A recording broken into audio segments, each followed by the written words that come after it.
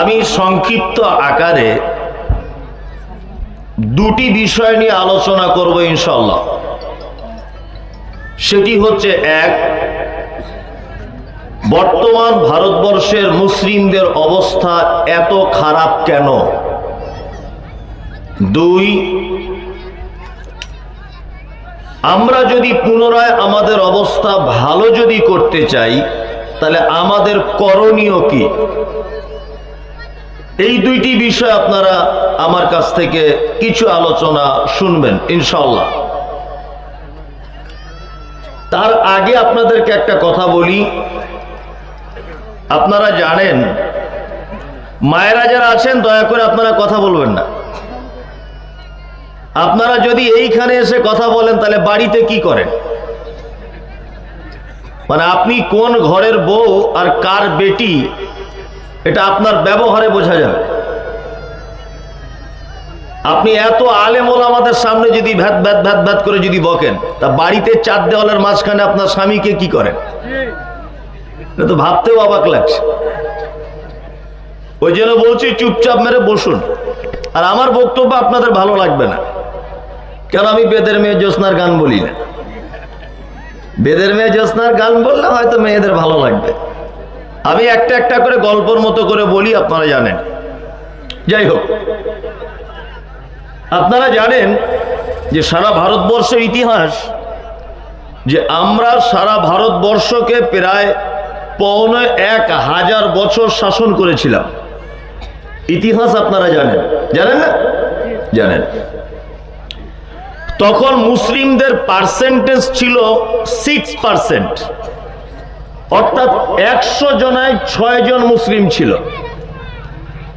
এই টাইমে আমরা সারা ভারতবর্ষকে ৫১,০০০ বছর শাসন চালিয়েছি। ভালো করে বুঝবেন। তারপর আমাদের কাছ থেকে ক্ষমতা চলে যাওয়ার পর ১৯৪৭ সালে ১৫ই আগস্টে হিন্দু মুসলিম সমস্ত ধর্মের মানুষ একতাবদ্ধ হয়ে ১৮০ বছর থেকে ২০০ বছরের কাছাকাছি থাকা ক্ষমতা ব্রিটিশ, তাদের বিরুদ্ধে আন্দোলন করে ১৯৪৭ সালে ১৫ই আগস্টে আমরা এদেশের স্বাধীনতা লাভ করেছি। এটা আপনারা জানেন। এই ১৯৪৭ সাল থেকে আর এই ২০২৫ মানে ৭২-৭৩ বছর আমাদের অবস্থা এত খারাপ কেন? তারপরেও আমরা বর্তমানে ভারতবর্ষে আছি 27, অর্থাৎ ২৭%। কত পার্সেন্ট? ২৭% আমরা বর্তমানে ভারতবর্ষ মুসলমান। আর আমরা যখন গোটা দেশ শাসন করেছি তখন কত পার্সেন্ট?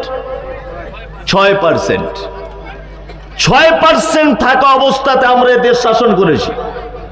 আর এখন ২৭%-এ দাঁড়িয়েও আমাদের বাবরি মসজিদ চলে গেল, আমাদের ওয়াকফ সম্পত্তি চলে গেল, আমাদের তাজমহল চলে যাবার পথে, আমাদের মসজিদ মাদ্রাসা ভাঙবার পথে। এ অবস্থা আমাদের কেন? এ অবস্থা কেন?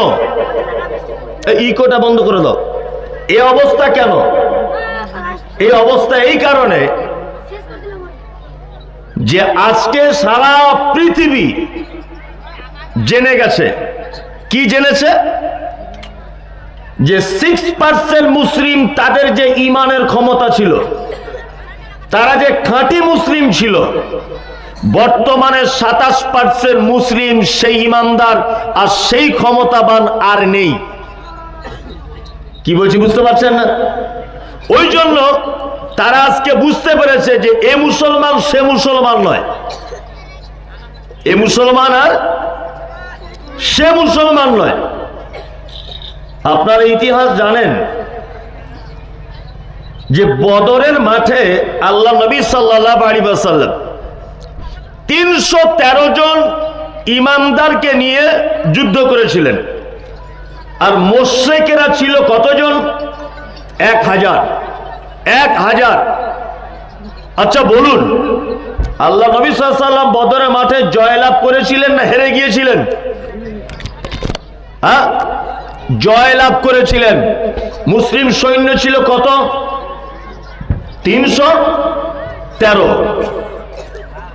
সারা পৃথিবীর ইতিহাসে আমরা কোন জায়গাতে জয়লাভ করেছি জনসংখ্যার বলে এটা ইতিহাস নেই। আমরা জনসংখ্যা কম হওয়ার পরেও জয়লাভ করেছি, ইতিহাস আছে, আছে না নেই? তার জ্বলন্ত প্রমাণ 313 জন বেশি না 1000 লোক বেশি? 1000। তা আমরা সেদিন জিততে পেরেছিলাম কি পারিনি? পেরেছিলাম। 6% মানুষ মুসলিম ছিল। আমরা 1000 বছর এদের শাসন করেছি। তাহলে আজকে জনগণের সংখ্যা বেড়েছে মুসলিমদের না কমেছে? বেড়েছে। তারপরে আমাদের এই অবস্থা কেন? তারপরে অবস্থা কেন সংখ্যা বাড়ার পরেও? তার মানে আজকে সারা ভারতবর্ষের উপর মহল জেনে গেছে যে এ মুসলমান আর সে মুসলমান নেই। এরা সেই মুসলমান রাতের অন্ধকারে 2000 টাকার নোট দিলে বিজেপিকেও ভোট দিয়ে দিতে পারে। এরা সেই মুসলমান। এরা সেই মুসলমান যে রাতের অন্ধকারে একটা শাড়ির লোভে অসাধু কোন রাজনৈতিক দলের কাছে নিজেকে বিক্রি করে দিতে পারে। এ সেই মুসলমান। কি বলছি বুঝতে পারছেন না? ওই জন্য সারা পৃথিবীতে আজকে মারতে সুবিধা হচ্ছে। আমি একদিন রাস্তা দিয়ে আসছি, তা বল খেলার মাঠে ফুটবল খেলা হচ্ছে। তা 11 জন করে 22 জন প্লেয়ার থাকে ফুটবলের ম্যাচে। তা বলটার এত কপাল খারাপ, ও যেদিকে যাচ্ছে সেদিকে লাথি খাচ্ছে। গোলকিপারের কাছে গেলেও লাথি মারছে, যে আপনার উপরে খেলছে সেও লাথি মারছে, যে সাইডে খেলছে সেও লাথি মারছে। তা একজন প্লেয়ার বলটাকে এত জোরে মেরেছে যে বলটা এসে আমার সামনে পড়েছে। এটা কিন্তু অরিজিনাল নয়, বোঝানোর জন্য বলছি। তা আমি বলটাকে ধরে আস্তে করে বলছি, বল আচ্ছা তোর কি জন্মই হয়েছে মার খাওয়ার জন্যে? সারা জীবন কি তুই মারই খাবি? বল তখন আমাকে হেসে দিয়ে বলছে, হুজুর আমি মার খেতাম না, আমি 11 জন করে 22 জন যুবকের পায়ের গোড়ালি ভেঙে দিতাম। যদি আমার ভিতরে পাথর, সীসা, লোহা, দস্তা, তামা এই সমস্ত কোন ধাতু যদি ভরা থাকতো আমার ভিতরে, তাহলে আমি 11 জন করে 22 জনের যুবকের পায়ের গোড়ালি ভেঙে দিতাম। কিন্তু সমস্যা আমার এক জায়গাতে, আমার জন্ম থেকে ভিতরে হাওয়া দেওয়া আছে। এই ভিতরে হাওয়া আছে বলে চারিদিক থেকে লাথি মেরে ওরা আরাম পাচ্ছে খুব। তার মানে আমরা মুসলমান না, যেখানেই যাচ্ছি মার খাচ্ছি, যেখানেই যাচ্ছি মার খাচ্ছি বর্তমানে। তার একটা কারণ কি? মানে আমাদের ভিতরে আর সেই ঈমান আছে নাই। আপনি দেখুন, আমার মা চাচিরা দেখেছি ফজরের নামাজ পড়লে কোরআন তেলাওয়াত করত। রাস্তা দিয়ে পার হয়ে গেলে কোরআন তেলাওয়াত শোনা যেত যে ফটিকের বউ কোরআন পড়ছে। এখন আপনি রাস্তা দিয়ে পার হয়ে যান তো আপনি এইটা শুনতে পাবেন, ফটিকের বউ এখন টিকটকে ভিডিও দেখছে। দেখুন, আগেকার দিনে বয়স্ক মানুষেরা বাড়িতে কোরআন তেলাওয়াত করত। এখন তো অনেক টাকা দিয়ে বাড়ি তৈরি করছে, কিন্তু দুঃখ একটা যে ওই বাড়িতে 300 টাকার একটা কোরআন মাজিদের জায়গা হয় না। ও শোকেসের আলমারিতে পুতুল আছে, কাপ, প্লেট, ফ্রিজ, পিয়ালা, শাড়ি, জামা কাপড় সবকিছু আছে, কিন্তু দুর্ভাগ্য যে ওর বাড়িতে একটা কোরআন নাই। বলছে রাখার জায়গা নাই। 1.5 কোটি টাকার বাড়ি আর কোরআন রাখার জায়গা নেই। বর্তমান মুসলিমদের এই অবস্থা। কি বললাম বুঝলেন? আর আমি মমতাজুল ইসলাম কলকাতা থেকে, কেন কাবার ইমাম সাহেব এসেও যদি বক্তব্য দেয় তবু এদেরকে ঠিক করা যাবে না। কারণ কি বলুন তো, যে মুসলমান কবর খুঁড়তে খুঁড়তে দাঁড়িয়ে বিড়ি টানে, ওই মুসলমানকে জীবনে হাদিস কোরআন দিয়ে বোঝানো আর সম্ভব নয়। আপনাদের এখানে সব কাজ হয় না। দেখবেন আপনার আব্বা মারা গেছে, বাঁশ বাগানে 3টে লোক কবর খুঁড়ছে, একজনের দেশলাই ধরিয়ে দিচ্ছে আর একজনের মুখে আগুন দিচ্ছে। মানে কবর খুঁড়ছে, 5 মিনিট পরে একটা লাশকে কবরের ভিতরে রাখা হবে, এই মুহূর্তে কবরে দাঁড়িয়ে কবর খুঁড়নেওয়ালা লোকটা বিড়ি টানছে। এদেরকে আর হাদিস কোরআন দিয়ে বোঝানো যায়? যাবে? যাবে না। আমি বর্তমানে সারা ভারতবর্ষের মুসলিমদের অবস্থা এত খারাপ কেন, এই ব্যাপারে আলোচনা করব বলেছি। আমি একটা করে কারণগুলো উল্লেখ করছি। এটা আপনার কাছে আমার পক্ষ থেকে বিনীত অনুরোধ। আমি প্রায় 400 কিলোমিটার কাছাকাছি রাস্তা গাড়িতে করে বসে এসেছি, আবার 400 কিলোমিটার রাস্তা আমাকে যেতে হবে। আপনার থেকে আমি বেশি ক্লান্ত, আপনার থেকে আমি বেশি ব্যস্ত, তারপরেও আপনার উপকারের জন্য আমি কিছু কথা বলবো। ভালো না লাগলেও শুনতে হবে, লাগলেও শুনতে হবে। এক, মুসলিমদের অবস্থা খারাপ কেন, একটা করে বলছি। আচ্ছা বলুন, ইসলামের ভিত কয়টি?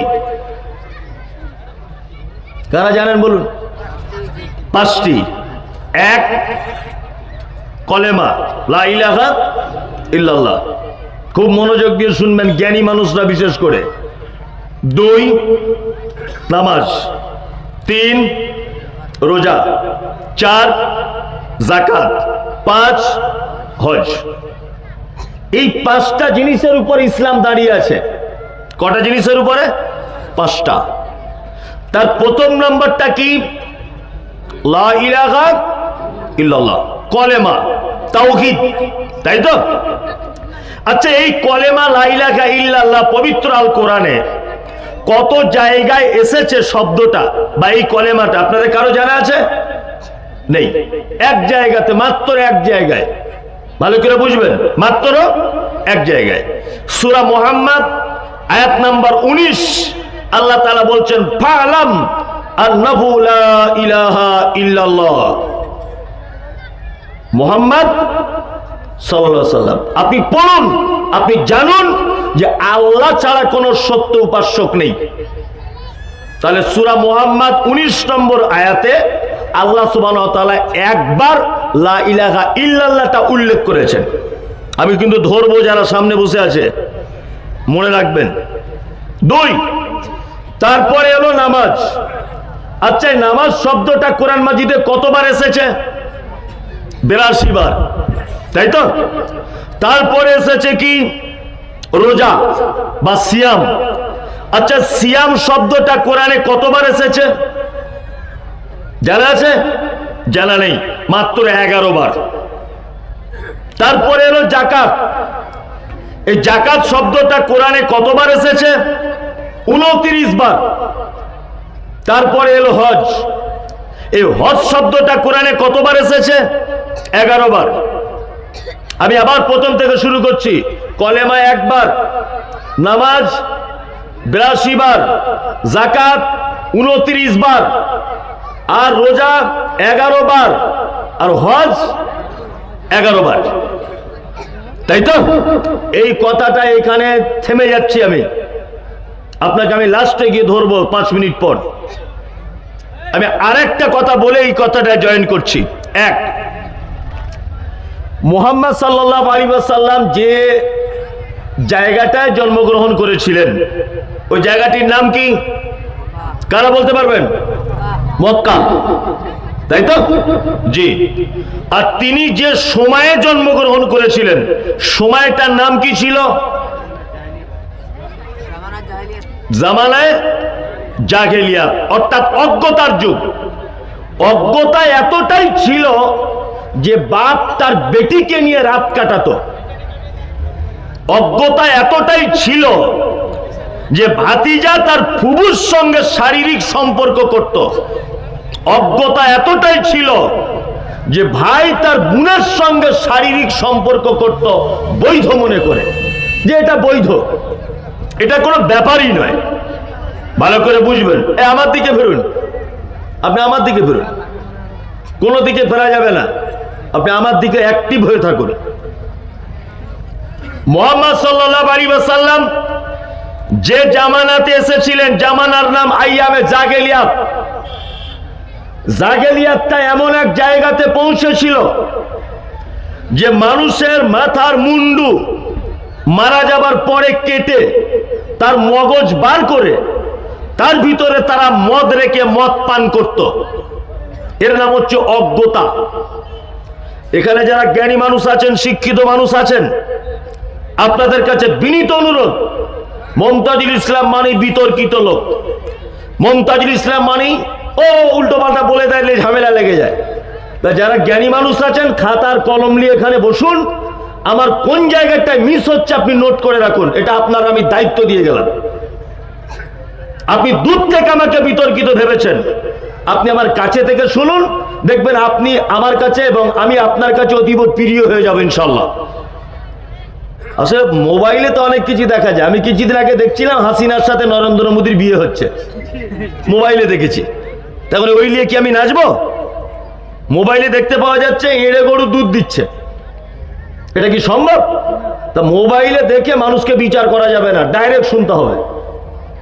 নিয়ে মোহাম্মদ সাল্লাল্লাহু আলাইহি ওয়াসাল্লাম যে জামানায় জন্মগ্রহণ করেছিলেন সেই জামানায় 4টি পাপ ছিল সব থেকে বড় পাপ। কটি পাপ? 4টি। এক নম্বর পাপ ছিল মদ পান। দুই নম্বর পাপ ছিল ব্যভিচার। তিন নম্বর পাপ ছিল সুদ চক্র বৃদ্ধি হারে। 4 নম্বর পাপ কি ছিল? গোত্রীয় ঝামেলা, বংশে বংশে ঝামেলা, বংশে বংশে ঝামেলা। আমি আপনাকে আবার ধরবো, তাহলে কটা পাপ ছিল সেই যুগে সব থেকে বেশি? 4টা। মদ পান, ব্যভিচার, চক্র বৃদ্ধি হারে সুদ এবং গোত্রীয় ঝামেলা। মুহাম্মদ সাল্লাল্লাহু আলাইহি ওয়াসাল্লাম নবী হয়েছিলেন কত বছর বয়সে? 40 বছর বয়সে তিনি নবী হয়েছিলেন, তাই তো? এই 40 বছর আগে থেকে তিনি ছিলেন ন্যায়পরায়ণ, তিনি ছিলেন কোমল ভাষার মানুষ, কোমল হৃদয়ের মানুষ, তিনি ছিলেন মার্জিত ভাষায় কথা বলার একজন মানুষ, এবং তিনি অন্যায়ের বিরুদ্ধে বলিষ্ঠ কণ্ঠে বক্তব্য রাখার একজন মানুষ। আল্লাহ নবী সাল্লাল্লাহু আলাইহি ওয়াসাল্লাম যখন দেখলেন গরিব মানুষদের কাছ থেকে ধনীরা টাকা লুটে নিচ্ছে, ব্যবসায়িকদের কাছ থেকে অন্যান্য ধনত্বশীল মানুষেরা তাদের সম্পদকে আত্মসাৎ করছে, মানুষ তার মেয়ের সঙ্গে ব্যভিচারে লিপ্ত হচ্ছে, মদ পান করছে অসংখ্য যুবক, মদ পান করে একটা সংসার একেবারে বিলীন হয়ে যাচ্ছে, সেই সময় আল্লাহ নবী সাল্লাল্লাহু আলাইহি ওয়াসাল্লাম একটা সংগঠন তৈরি করেছিলেন। সংগঠন, সেই সংগঠনটার নাম হচ্ছে হিলফুল ফুজুল। ইতিহাস যারা জানেন, ইসলামিক ইতিহাস, আপনারা এই কথা সাক্ষী দিবেন, নাম দিয়েছিল হিলফুল ফুজুল। আর এই সংগঠন তিনি যাদেরকে নিয়ে চালাতেন তারা হচ্ছে সমাজের তখনকার দিনের যুবক ছেলেরা, আর এর দায়িত্ব পালন করতেন মুহাম্মদ সাল্লাল্লাহু আলাইহি ওয়াসাল্লাম। এবার আপনাকে আর একটা কথা ধরছি। আচ্ছা, আল্লাহ নবী সাল্লাল্লাহু আলাইহি ওয়াসাল্লাম কোন স্কুলে পড়াশোনা করে শিক্ষিত মানুষ ছিলেন? ছিলেন না তো? ছিলেন না। তার মানে তিনি লেখাপড়া জানতেন না, আক্ষরিক জ্ঞান ছিল না। এই হিলফুল ফুজুল সংগঠনের মাধ্যমে তিনি সমাজ পরিবর্তন করতে চাইলেন। সমাজ, অন্যায়কে বাধা দিতে হবে, মিথ্যাকে আশ্রয় দেওয়া চলবে না, জুলুমকে সহ্য করা চলবে না। এই সংগঠনের মাধ্যমে তিনি এই সংগ্রাম চালাতে লাগলেন। আর এর মাঝখানে তিনি চলে যেতেন মক্কা থেকে 3.5 কিলোমিটার দূরে গারে হীরাতে, জাবালে নূর নামক পাহাড়, আর গুহাটার নাম হচ্ছে গারে হীরা। এই গারে হীরাতে আল্লাহর ধ্যান করতেন, আল্লাহর ধ্যান। একদা জিবরিল আমিন এলেন, এসে আল্লাহর নবীকে বলছেন, ইকরা, আপনি পড়ুন। মুহাম্মদ সাল্লাল্লাহু আলাইহি ওয়াসাল্লাম বলছেন, আমি পড়তে জানি না। জিবরিল আমিন নিজের সিনার সঙ্গে আল্লাহর নবীকে ধরে চাপ দিলেন, তারপরে বললেন, আপনি পড়ুন। বলছে, আমি পড়তে জানি না। আবার ধরে চাপ দিলেন, বললেন, আপনি পড়ুন। তারপরে মুহাম্মদ সাল্লাল্লাহু আলাইহি ওয়াসাল্লাম বলছেন, ইকরা বিসমি রাব্বিকাল্লাযী খালাক। 5টা আয়াত অবতীর্ণ হয়ে গেল। তাহলে কোরআনের সর্বপ্রথম আয়াত অবতীর্ণ হয়েছে কোন বিষয়ে? শিক্ষার বিষয়ে। ভালো করে বুঝে নেন। এবারে মক্কায় তখন কটা পাপ ছিল সব থেকে বড় পাপ? 4টা। আল্লাহ তো বলতে পারতেন মদ হারাম, আল্লাহ তো বলতে পারতেন ব্যভিচার হারাম, আল্লাহ তো বলতে পারতেন গোত্রীয় ঝামেলা হারাম, আল্লাহ তো বলতে পারতেন মদ হারাম, আল্লাহ তো বলতে পারতেন সুদ হারাম। আল্লাহ মুহাম্মদ সাল্লাল্লাহু আলাইহি ওয়াসাল্লামকে বলছেন, ইকরা, আপনি আগে পড়াশুনো করুন। আপনি যে মানুষকে অন্যায় থেকে দূরে আনবেন, ভালো একটা সুন্দর সমাজ ব্যবস্থার জন্য চিন্তা ভাবনা করছেন, তবে শুনে রেখে দেন, আপনি নবী হলেন, কিন্তু আপনার নবুয়তি পেয়েও সমাজ পরিবর্তন করা যাবে না। আপনাকে আগে শিক্ষায় শিক্ষিত হতে হবে। তার মানে বুঝতে পারা যায়, একটা জাতিকে যদি পরিবর্তন করতে চান, একটা সমাজকে যদি পরিবর্তন করতে চান, একটা কওমকে যদি আপনি পরিবর্তন করতে চান, একটা দেশকে যদি আপনি পরিবর্তন করতে চান, একটা গ্রামকে যদি আপনি পরিবর্তন করতে চান, সর্বপ্রথম সেই গ্রামের সেই দেশে উন্নত মানের শিক্ষা ব্যবস্থা যতদিন না পর্যন্ত না আসবে, সেই দেশ বা সেই জাতি কখনো সঠিক রাস্তাতে ফেরত আসতে পারে না, কখনোই পারে না। এবার আপনাকে আর একটা কথা বলি, নামাজের কথা কোরআনে কতবার বলা হয়েছে? 82 জায়গায়। যাকাতের কথা কতবার বলা হয়েছে? 29 বার। রোজার কথা কতবার বলা হয়েছে? 11 বার। হজের কথা কতবার বলা হয়েছে? 11 বার। কলেমা লা ইলাহা ইল্লাল্লাহ এইটা কোরআনে কতবার এসেছে? এক জায়গায়, সূরা মুহাম্মদ আয়াত নাম্বার 19। তাহলে সর্বাধিক ব্যবহার যেটা হয়েছে এই 5টা ইসলামের ভিত্তির ভিতরে সবথেকে বেশি ব্যবহার হয়েছে কোনটা? নামাজ, তাই না? আমি মমতাজুল ইসলাম বলছি, যদি প্রমাণ করতে না পারি দক্ষিণ উত্তর দিনাজপুরে আসবো না। আপনার কাছে সারা পৃথিবী আছে, বড় মোবাইল আছে, মানে আপনি চেক করে নেন। পবিত্র আল কোরআনের শিক্ষার ব্যাপারে আল্লাহ সুবহানাহু ওয়া তাআলা কথা বলেছে 750 বার। 750 বার আল্লাহ তাআলা পবিত্র আল কোরআনের শিক্ষার কথা বলেছে। আজকে সারা দেশ জুড়ে, সারা রাজ্য জুড়ে আন্দোলন তৈরি হচ্ছে, মসজিদ করতে হবে, মসজিদ করতে হবে, মসজিদ করতে হবে। আমি মমতাজুল ইসলাম মসজিদের বিরোধিতা করি না, মসজিদের বিরুদ্ধের লোক আমি নয়।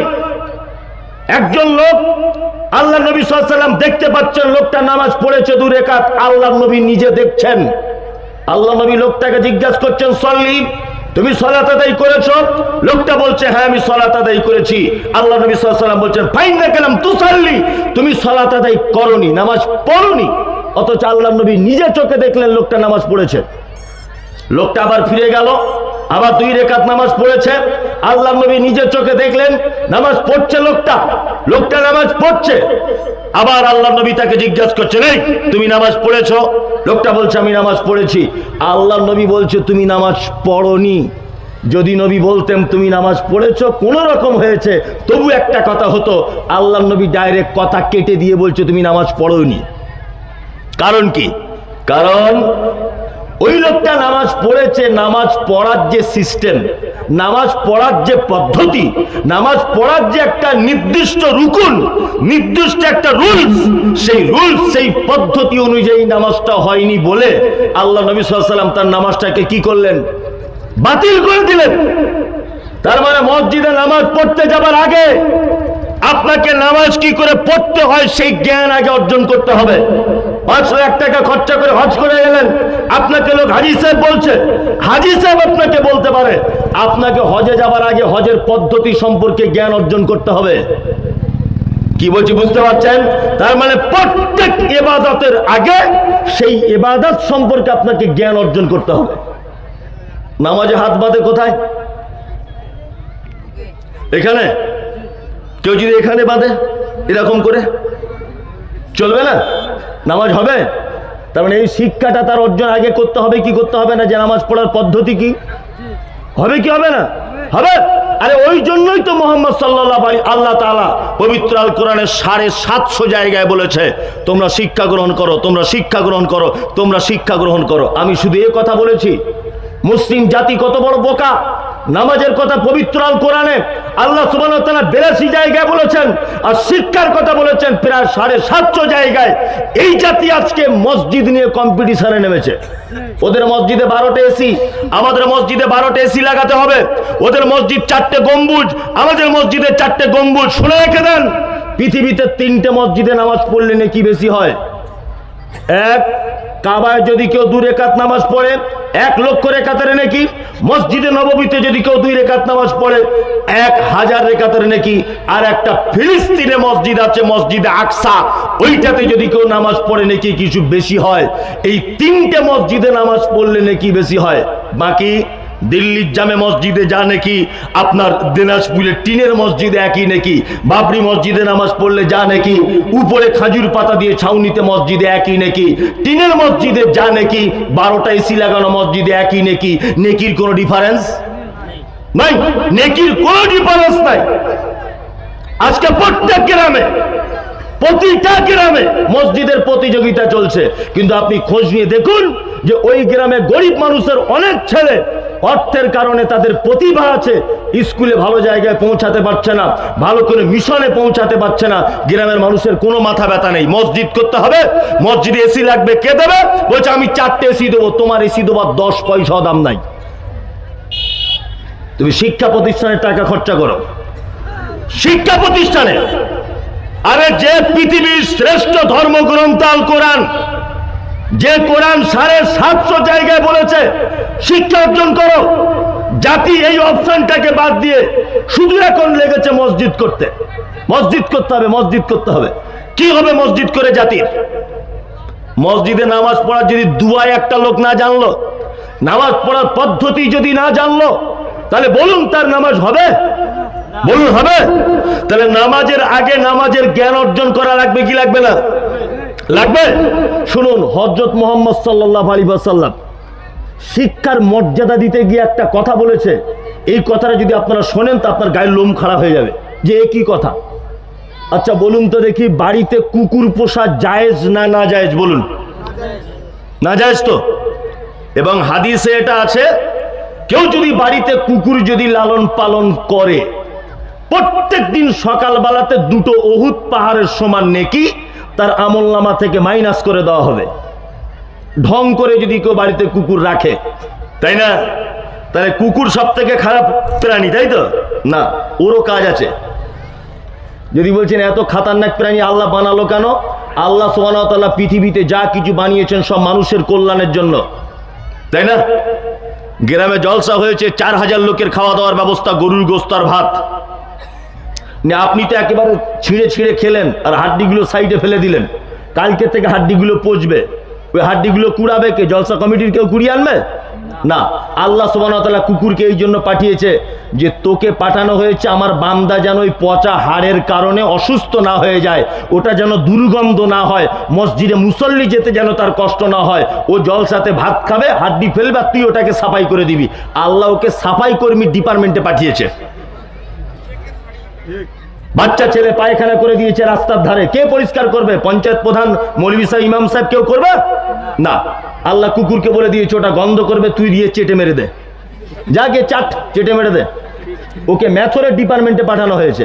যদি বলছে মৌলভী সাহেব তাহলে মশাগুলো কি করলো? তাহলে যেখানেই যায় কামড়ায়। প্রশ্ন জায়গায় কি জাগে না? মশা যেখানেই যায় কামড়ায়, তা ওকে আল্লাহ কেন পাঠালো? ওরও কাজ আছে, ওর কাজ নেই? আচ্ছা বলুন তো, এই মশাটাকে মারার জন্য কত কোম্পানি কত ওষুধ ব্যবহার করছে? অল আউট একটা কোম্পানি, গুড নাইট আছে না, এই মর্টিন এটা একটা কোম্পানি, মশারি কোম্পানি। আচ্ছা মর্টিন কোম্পানির বউ আর ওর স্বামী দুজনে মিলে তো তৈরি করে না, নিশ্চয় হাজার হাজার কর্মচারী আছে। গুড নাইট কোম্পানি হাজার হাজার কর্মচারী আছে, হ্যাঁ?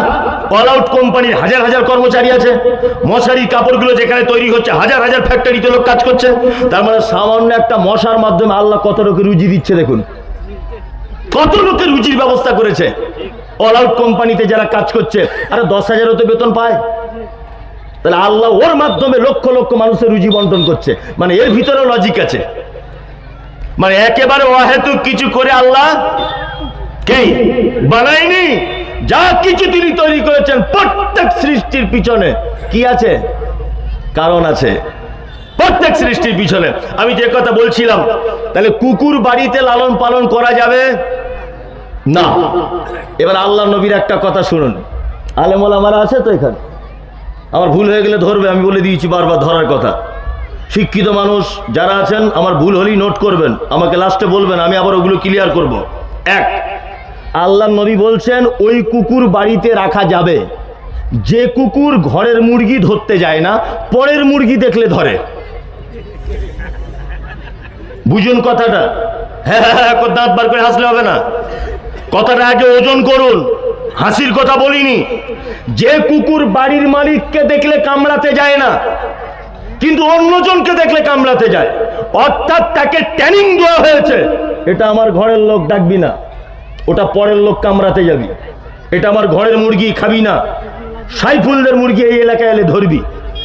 ভালো করে বুঝবেন, যে কুকুর তার মালিক তাকে প্রশিক্ষণ দিয়েছে, ট্রেনিং দিয়েছে, আল্লাহ নবী সাল্লাল্লাহু আলাইহি ওয়াসাল্লাম বলছে ট্রেনিং প্রাপ্ত শিক্ষিত কুকুর তোমরা প্রয়োজনে তোমার পোল্ট্রির ফার্ম, তোমার ছাগলের গোয়াল ঘর, তোমার ধানের জমি, তোমার পাটের জমি, তোমার আমের বাগান, তোমার লাউ কদু বসিয়েছো তোমার জমি, এই সমস্ত পাহারাদারের দায়িত্ব তুমি তাকে কাজে লাগাতে পারো যদি তুমি তাকে ট্রেনিং দাও। মুহাম্মদ সাল্লাল্লাহু আলাইহি ওয়াসাল্লাম শিক্ষিত কুকুরকে পর্যন্ত সম্মানের চেয়ারে বসিয়েছেন। কি বলছি বুঝতে পারছেন? শিক্ষিত কুকুরকে পর্যন্ত আল্লাহ নবী সাল্লাল্লাহু আলাইহি ওয়াসাল্লাম সম্মানের চেয়ার দিয়ে বলেছে, এই তুমি শিক্ষিত কুকুর। এমনি কুকুর বাড়ি রাখলে 2 উহুদ পাহাড়ের সমান নেকি মাইনাস, কিন্তু শিক্ষিত কুকুর যদি হয় তার পারমিশন দেওয়া হয়েছে। তার মানে আল্লাহর নবী এবং আল্লাহ কত রকম ভাবে শিক্ষার ব্যাপারে বলেছে জানেন, কিন্তু আমরা ওতে নাই, ওতে নাই। শুধু মাথাতে এরকম করে ফেটি বাঁধছে, বলছে বাবরি মসজিদ হচ্ছে, সবার আগে আমি জান দিয়ে দেবো, তোমার জান দেবার 10 পয়সা দাম নাই। তুমি এখনো পেচ্ছাপ করার দোয়া শিখতে পারলে না? তুমি এখনো নামাজের পদ্ধতি জানো না? কি করে 2 রাকাত নামাজ পড়তে হয় তোমার জ্ঞান বুদ্ধি বিবেক নাই? হ্যাঁ, তুমি স্কুলে যাওনি কোনোদিন? আল্লাহ তাআলা বলছো আরিজানিল জাহিলিন, যারা লেখাপড়া জানে না, আল্লাহ নবীকে বলছেন, এটা নবীকে, ওয়ারিজানিল জাহিলিন, নবী যারা লেখাপড়া জানে না আপনি তাদের ধারে পাশে যাবেন না, এটা আল্লাহ বলছে মুহাম্মদ সাল্লাল্লাহু আলাইহি ওয়াসাল্লামকে। তার মানে শিক্ষার গুরুত্ব আছে না নেই আপনারা বলুন? আছে না নেই? আছে। যদি বলছেন তাহলে এবার কোন শিক্ষায় শিক্ষিত হব? মাদ্রাসায় পড়বো না কলেজে যাব? এটাও তো জানার দরকার আছে, আছে না নেই? আছে। তাহলে এবার বলে দিই আপনাকে, আমার বক্তব্য হচ্ছে যে আপনাকে 2টো শিক্ষায় শিক্ষিত হতে হবে। 2টো শিক্ষায় আমাদেরকে ভুল বোঝানো হয়েছে, ভুল, 100% ভুল। মুহাম্মদ সাল্লাল্লাহু আলাইহি ওয়াসাল্লাম বলেছেন তালাবুল ইলমি ফারিজাতুন আলা কুল্লি মুসলিমিন, প্রত্যেক মুসলিম নরনারীর জন্য দ্বীনের জ্ঞান অর্জন করা কি ফরজ। এখন আমরা বলে দিয়েছি শুধু মৌলভী সাহেব হতে হবে, শুধু মৌলভী সাহেব। মাদ্রাসায় পড়ো আর বড় একটা পাগড়ি তোমার মাথায় বেঁধে দেওয়া হবে আর হাতে একটা মোটামুটি 4.5 ফুট লাঠি দিয়ে দেওয়া হবে, তুমি মৌলভী সাহেব হয়, এটা ফরজ। কে তোমাকে পদ্ধতি বললো? কে তোমাকে পদ্ধতি বললো? তালাবুল ইলমি ফারিজাতুন আলা কুল্লি মুসলিমিন, ইসলামের বেসিক জ্ঞান, যেমন নামাজ কি করে পড়তে হবে, রোজা কি করে রাখতে হবে, জাকাতের পদ্ধতি কেমন, পিতামাতার সঙ্গে কেমন ব্যবহার করতে হবে, হারাম কোনটা হালাল কোনটা, এই এতটুকু জ্ঞান একটা মানুষের জান্নাতে যাওয়া পর্যন্ত যেটা দরকার, এতটুকু জ্ঞান অর্জন করা আপনার জন্য ফরজ। কি বললাম বুঝলেন? তারপরে আপনার ছেলে মাইকেল মধুসূদন দত্ত হবে, তারপরে আপনার ছেলে কাজী নজরুল ইসলাম হবে, তারপরে আপনার ছেলে আরো অনেক কিছু হবে, কোনো সমস্যা নেই, কোনো সমস্যা নেই। আজকে আমাদের মুসলিম সমাজকে বলে দেওয়া হয়েছে তোর মেয়ের বয়স কত? তা বলছে 15 বছর হবে, আর স্কুলে ফিস্কুলে দিয়ে লাভ নাই, ও কোথায় কি ঘটিয়ে ফেলবে তার ঠিক নাই, বিয়ে দিয়ে দে। নিয়ে মাথা মোটা বাপ বিয়ে দিয়ে দিস, বিয়ে দিয়ে দিস। আপনার বৌমা যখন পেটে বাচ্চা সিজার করতে হবে, হরিপদ অমুক ব্যানার্জি মুখার্জি, গায়ের মুসলিম একটা হিন্দু ছেলে, গায়ের মুসলিম একটা খ্রিস্টান ছেলে, গায়ের মুসলিম একটা বৌদ্ধ ধর্মের ছেলে, তাদের সামনে আপনার বৌমা শাড়ি জামা কাপড় খুলে নিজের ইজ্জতকে বিলীন করে দিল, আর তুমি বলছো মেয়ে 17 বছর বয়স, কি করবে কি করবে, বিয়ে দিয়ে দিই। তো ওই ডাক্তার যদি তোমার মেয়ে না হয়, তা তোমার মেয়ে, তোমার বৌমা, তোমার বেটি, তোমার স্ত্রী লজ্জাস্থান তো পরপুরুষে দেখবে। তাহলে মুসলিম মেয়েদেরকে ডাক্তার হওয়া দরকার আছে না নেই? আছে না নেই? কিন্তু আমাদের মাথায় ঢুকিয়ে দিয়েছে কি, ওরে বাবা মেয়ে 17 বছর বয়স হয়ে গেছে, বিয়ে দিয়ে দে, বিয়ে দিয়ে দে। লেখাপড়া না জানিয়ে বিয়ে দিয়ে দিল, বলছে কি হবে ডাক্তার হয়ে, কি হবে মাস্টার হয়ে। গোপাল ভাঁড়, তোমার মেয়ে যদি ডাক্তার না হয়, তোমার ওই মেয়েকেই পরপুরুষের সামনে নিজের ইজ্জত দেখাতে হবে। তো এরকম 20টা যদি একটা হসপিটালে মুসলিম ডাক্তার মহিলা যদি হয়, তাহলে আপনার মেয়ের সম্মান বাঁচবে না যাবে? আপনি বলুন, বাঁচবে? তাহলে শিক্ষার দরকার আছে না নেই? আচ্ছা, দুইটা শিক্ষায় শিক্ষিত হতে হবে। যদি কোনো একটা শিক্ষায় শিক্ষিত হন তাহলে কিন্তু বিপদ, মারাত্মক বিপদ। যদি বলছেন কেমন করে, এবার আপনাকে আমি বোঝাই।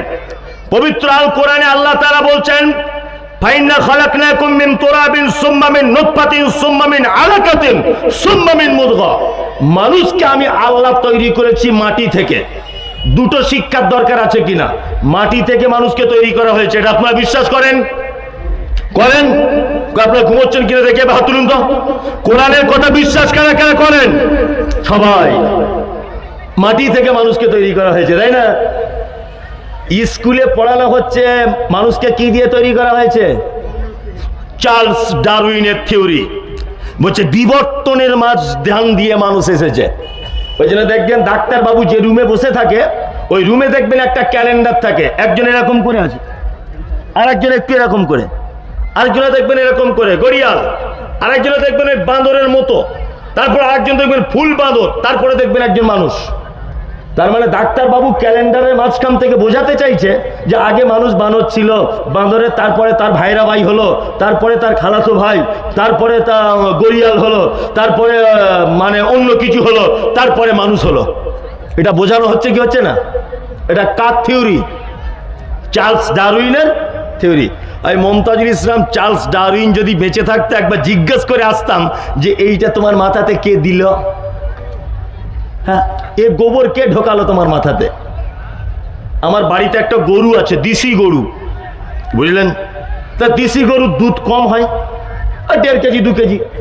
তা আমার স্ত্রী, এটা গল্প বোঝানোর জন্য, অরিজিনাল নয়, তা আমার স্ত্রী বলছে, মৌলভী সাহেব এই 1.5 কেজি দুধ হয় তো, তা আপনার বেটার বেটি খেয়ে নেয় সারাদিনে, আপনার মায়েরও খাওয়া হয় না, বাপেরও হয় না, আপনার আমার দুজনের তো বাদ। তা আমার স্ত্রী তখন বলছে এক কাজ করা যায় না? হচ্ছে কি? বলছে যে গরু বেশি দুধ দেয় ওই গরু পাওয়া যাবে কি? তা আমি ডাক্তারবাবুকে ফোন করলাম, পশুর ডাক্তারকে, ডাক্তারবাবু আচ্ছা আমাদের দেশি গরুর থেকে কি বেশি দুধ আশা করা যায়? ডাক্তার তখন বলছে এখন তো ইঞ্জেকশনে বাছুর হচ্ছে গরুর, এক কাজ করুন আপনি একটা জার্সি গরুর ইঞ্জেকশন দিয়ে দেন ওই গরুটাকে, তাহলে দেখবেন জার্সি বাছুর হবে। আচ্ছা বলুন তো এটা সম্ভব না অসম্ভব? সম্ভব না অসম্ভব? সম্ভব। একটা দেশি গরুর পেট থেকে জার্সি গরুর বাছুর বার করা সম্ভব, তাই না? একটা জার্সি গরুর পেট থেকে অস্ট্রেলিয়ান গরুর বাচ্চা পাওয়া সম্ভব। জার্সি গরুর বাচ্চা যখন হলো, আমার বউ, ও তো মেয়ে, ও তো বুদ্ধি কম, ও তো বুদ্ধি শুদ্ধি কম, ও আমাকে তখন বলছে আপনার মেয়ে খুব কাঁদছে, তা দেশি গরুর পেট থেকে একটা হরিণের বাচ্চা, আপনার গরুর বাচ্চা বার করলেন, জার্সি গরু, তা আপনার মেয়ে কদিন ধরে খুব কাঁদছে, ও একটা হরিণের বাচ্চা নিয়ে খেলা করবে, তা ডাক্তারকে বলুন না একটা হরিণের ইঞ্জেকশন দিয়ে গরুর পেট থেকে হরিণ বার করুক। আচ্ছা বলুন তো এটা কিয়ামত পর্যন্ত সম্ভব না অসম্ভব? অসম্ভব, অসম্ভব। কিয়ামতের আগের দিন পর্যন্ত সম্ভব নয়। তার মানে গরুর পেটের ভিতরে যা মেশিন পত্র আছে, ওই মেশিনে শুধু গরু উৎপাদন হবে, উট হবে, হাতি হবে, হরিণ হবে না। তা চার্লস ডারউইনের কাছে এটা আমার জানতে ইচ্ছা করছে, তিনি তো মারা গেছেন আর বেঁচে নেই। চার্লস ডারউইনকে বলবো যে বানর একটা ভিন্ন প্রাণী, ওই প্রাণী কি করে পরিবর্তন হয়ে মানুষ হলো? আর আপনার কথা যদি সত্যই যদি হবে, তাহলে আপনার এই থিওরি 200 বছর আগেকার, তা 200 বছর থেকে আজ পর্যন্ত সুন্দরবনেতে একটাও বানর থেকে মানুষ নতুন করে হলো না। হলো না কেন? তার মানে এটা ভুল, তত্ত্ব ভুল। তাহলে আপনাকে বলুন দুটো শিক্ষার দরকার আছে কিনা? এক, আপনার বেটা জানবে কোরআনে বলা হয়েছে মাটি থেকে মানুষকে তৈরি করা হয়েছে, আর স্কুলে পড়ানো হচ্ছে বিবর্তনের ফলে মানুষের জন্ম। তাহলে আপনার ছেলে যদি শুধু চার্লস ডারউইনের থিওরি যদি জানে আর কোরআনের এই কথা যদি না জানে, তাহলে আপনার বেটার ঈমান থাকবে না যাবে? যাবে। কোরআন বলেছে ওর নাম ঈসা, স্কুলে পড়ানো হচ্ছে ওর নাম যিশু। কোরআন বলছে ওর মায়ের নাম মারিয়াম, স্কুলে পড়ানো হচ্ছে মায়ের নাম ম্যারি। কোরআন বলছে ওর জন্ম হয়েছে বাইতুল্লাহাম, স্কুলে পড়ানো হচ্ছে ওর জন্ম হয়েছে বেতেলহেম। তার মানে নবী ঈসার বংশের পরিচয় কোরআনের সাথে বর্তমান স্কুল সিলেবাসের একেবারে আসমান জমিন ডিফারেন্স আছে না নেই? আছে। তাহলে আপনার বেটা যেমন এটাও জানবে যে তার নাম যিশু, এটাও জানবে আপনার বেটা তার নাম ঈসা আলাইহিস সালাম। দুটোই যদি না জানে আপনার বেটার ইমাম থাকবে? থাকবে? থাকবে না। ওই জন্য আমার সব কথা শেষ কথা হচ্ছে এই যে মুসলিম জাতি বর্তমানে সারা ভারতবর্ষে পিছিয়ে যাবার মূল একটা কারণ, সেটা কি? যে আমরা শিক্ষা থেকে অনেক দূরে আছি। তাই